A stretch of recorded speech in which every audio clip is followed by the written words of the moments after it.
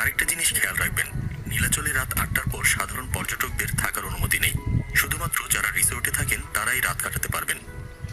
খাবারের কথা শুনতে চাচ্ছেন তো?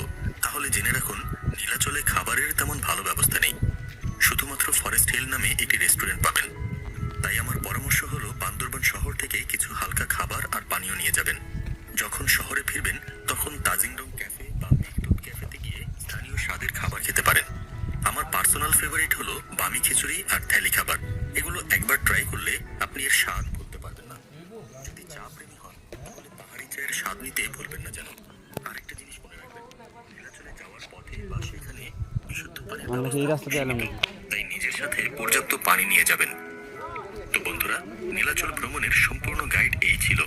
সংক্ষেপে বলতে গেলে সেরা সময় জুন থেকে অক্টোবর মাস, যখন মেঘের খেলা দেখতে পাবেন, আর নভেম্বর থেকে ফেব্রুয়ারি, যখন ঠান্ডা আবহাওয়া উপভোগ করবেন।